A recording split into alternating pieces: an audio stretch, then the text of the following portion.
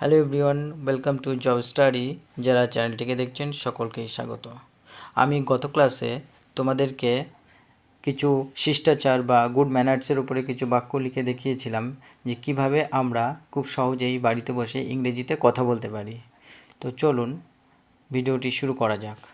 প্রথমেই ধরুন আপনি কাউকে বাড়িতে আসলে আপনি তাকে স্বাগত জানালেন, তাহলে কি বলবেন? ওয়েলকাম। এরপরে ধরুন আপনি বললেন যে আমি আপনার দয়ার জন্য কৃতজ্ঞ। I am grateful for your kindness.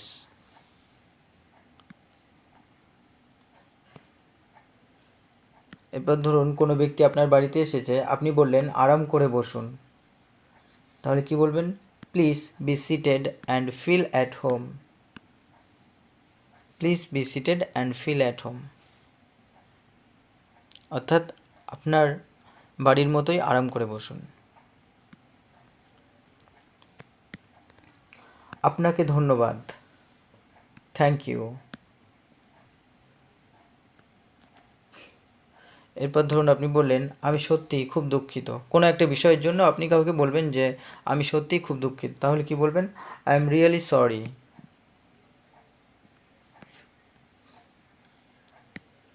এরপর ধরুন আমাকে ক্ষমা করবেন, আপনি কাউকে বললেন যে আমাকে ক্ষমা করবেন, পার্ডন মি।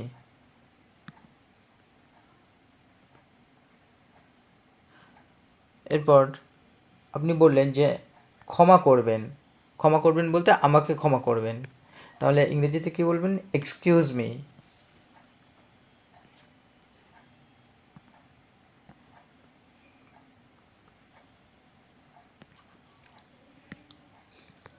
এরপর আপনি ধরুন বললেন কোনো ব্যাপার নয়, নো মেনশন।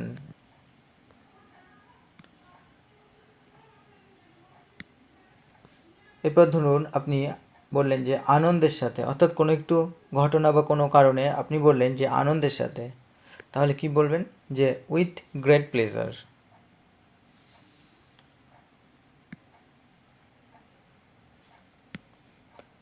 না ধন্যবাদ, তাহলে কি বলবেন? No thanks. ধরুন বললেন বিদায় প্রিয়, তাহলে কি বলবেন? Farewell deer.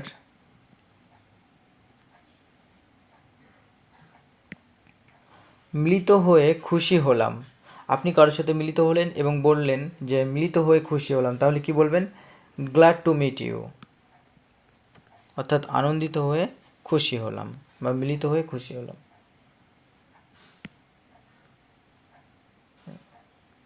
কৃতজ্ঞ, গ্রেটফুল অর অবলাইজড, কৃতজ্ঞ।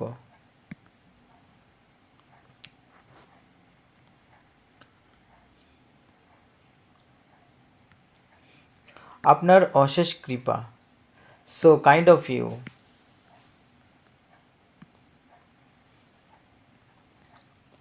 এরপর ধরুন আপনি বললেন কোনো ব্যাপার নয়, নো মেনশন।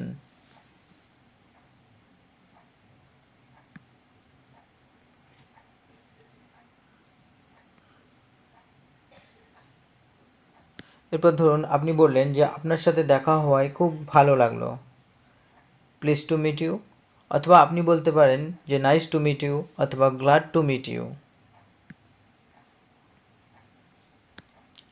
আচ্ছা আবার দেখা হবে, বাই, সি ইউ অ্যাগেইন।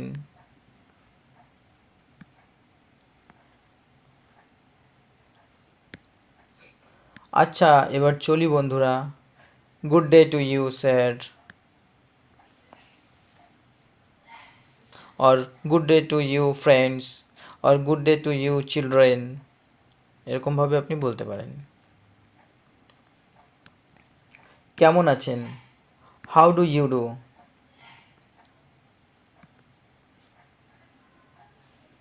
সুপ্রভাত, গুড মর্নিং।